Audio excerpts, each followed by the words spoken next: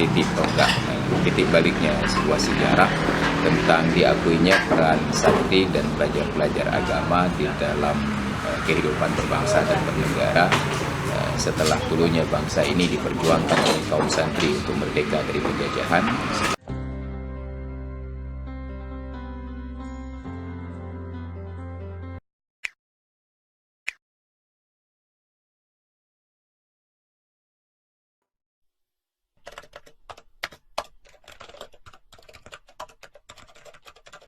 Bismillahirrahmanirrahim. Assalamualaikum warahmatullahi wabarakatuh. Alhamdulillah wassalatu wassalamu ala Rasulillah wa ala alihi wa sahbihi wa sallam.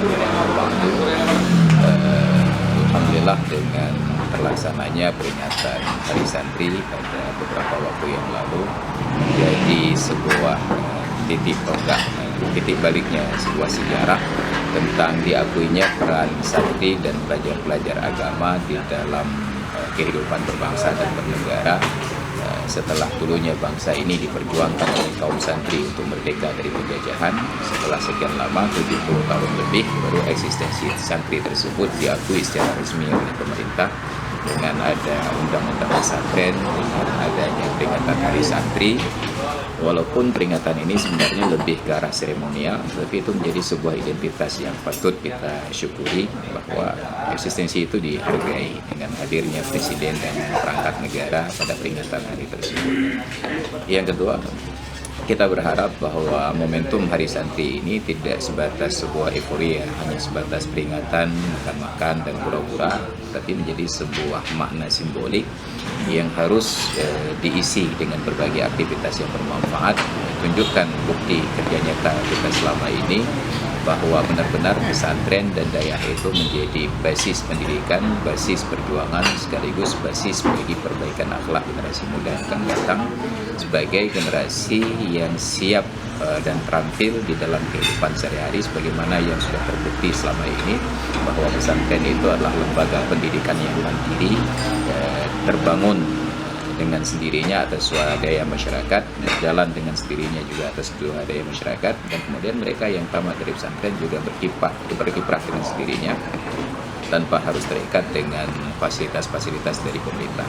Bahwa sekarang pemerintah sudah memperhatikan, maka mudah-mudahan kinerja dan kiprah tersebut semakin berlipat ganda dari yang sebelumnya yang sudah mampu kita buktikan. Itu yang paling kita harapkan, karena di tangan generasi muda lah kebangkitan sebuah bangsa, sebagaimana dulunya saat Rasulullah memperjuangkan agama ini, juga generasi muda pula yang mendampingi beliau di dalam perjuangannya dengan beberapa orang tua sebagai pengayom bagi mereka.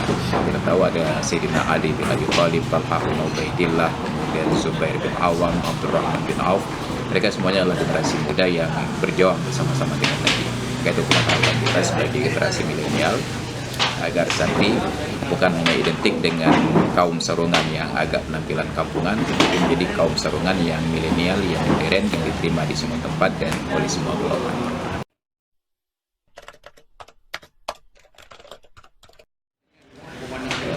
Kemudian menilik kepada sejarah panjang bangsa ini jauh sebelum Indonesia diproklamirkan kemerdekaannya, sebelum masa penjajahan itu dimulai, kita melihat perjalanan sejarah membuktikan bahwa para pembesar, tokoh-tokoh, bahkan raja-raja di negeri ini rata-rata dididik dari lembaga pendidikan yang bernama pesantren tersebut. Karena itu adalah lembaga pendidikan yang berkiprah 24 jam dalam sehari.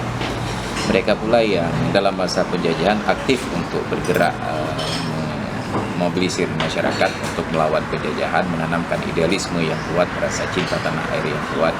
Kita kenal sejarah tentang Pangeran Diponegoro, tentang Tuanku Imam Bonjol, tentang di Aceh ini ada Tengku Cik di Tiro dan lain sebagainya. Mereka adalah kaum santri yang sarungan, yang pakai sorban, tidak pakai seragam atribut militer, dinas dan lain sebagainya, hanya pakai pakaian tradisional, nilai-nilai keagamaan yang mereka banggakan.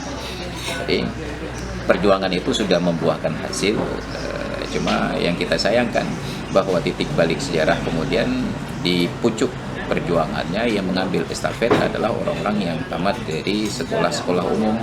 Kita mengenal ada Insinyur Soekarno, kemudian ada Dr. Stomo dan lain sebagainya. Mereka orang-orang yang tamatan sekolah dengan bukan latar belakang santri. Jadi akhirnya yang kita sayangkan adalah bahwa sistem di negeri ini menganaktirikan latar belakang budaya nenek moyang dengan mengadopsi sejarah para penjajah.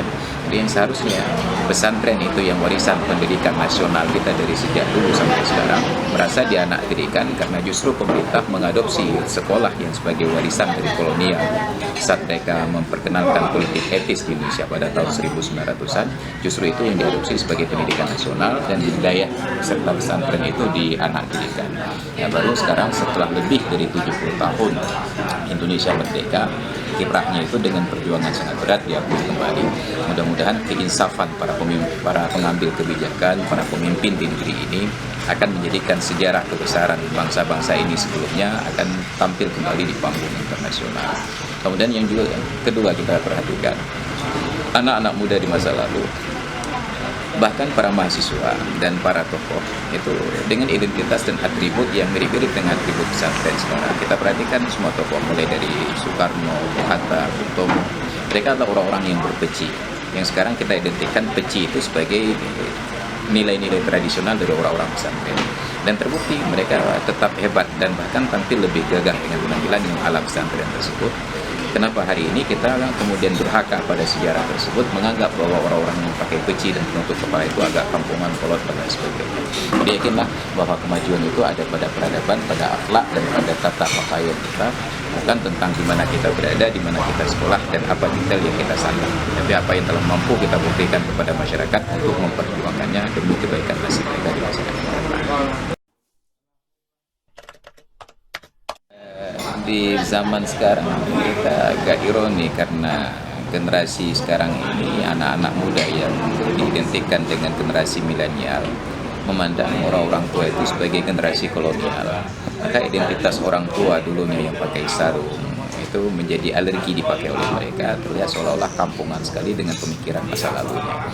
Padahal justru pemikiran-pemikiran modern itu muncul dari orang-orang yang pakai kain sarung, bukan dari orang-orang yang memakai celana panjang.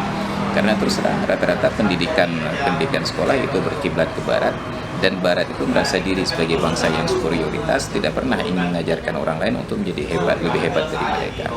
Sedangkan kaum sarungan ini dengan latar belakang pendidikan agama ini selalu berharap agar anak muridnya itu jauh lebih terampil dan lebih maju daripada guru-guru yang sebelumnya. Maka kita sangat berharap agar anak muda membuka wawasan. Memakai sarung dan atribut santri bukanlah identik bahwa kita ini kampungan dan tertinggal, karena justru ada negara-negara di dunia ini yang menjadikan sarung itu sebagai pakaian nasional mereka, seumpama Myanmar, Thailand, dan seumpamanya, dan yang semisal dengan mereka ini. Maka kita jadikan atribut-atribut tersebut sebagai kebanggaan lagi, sebagaimana kita bangga menggunakannya kemarin pada saat peringatan Hari Santri yang dilaksanakan di berbagai daerah di Indonesia. Maka mudah-mudahan atribut-atribut demikian itu bisa bangkit kembali menjadi nilai identitas nasional kita. Dan kita merasa cemburu kenapa negara-negara Afrika yang terbelakang tersebut saat para pemimpin mereka hadir di gedung PBB di New York, mereka bangga dengan pakaian-pakaian yang kita melihatnya itu sangat terbelakang. Tapi satu hal yang tertanam dalam benak mereka, bangga dengan identitas nasionalnya. Kita di Indonesia ini ketika menggaungkan bahwa batik itu menjadi identitas nasional, tapi kita belum pernah melihat ada seorang pejabat negara ini berani tampil di parlemen di tingkat dunia itu dengan menggunakan seragam batik, tetap pakai seragam barat, pakai jas, pakai dasi. Padahal kita sudah menyatakan bahwa batik adalah seragam nasional Indonesia. Maka demikian pula santri dan kaum milenial tidak memandang santri itu sebelah mata, karena santri juga mampu berkiprah sesuai dengan kemampuan mereka dengan semua keterbatasan yang diberikan selama ini. Mudah-mudahan saat nanti diberikan ruang yang lebih luas dengan anggaran yang memadai sebagaimana sekolah umum lain, insya Allah kita akan buktikan bahwa santri tersebut sanggup bersaing dengan mahasiswa umum lain.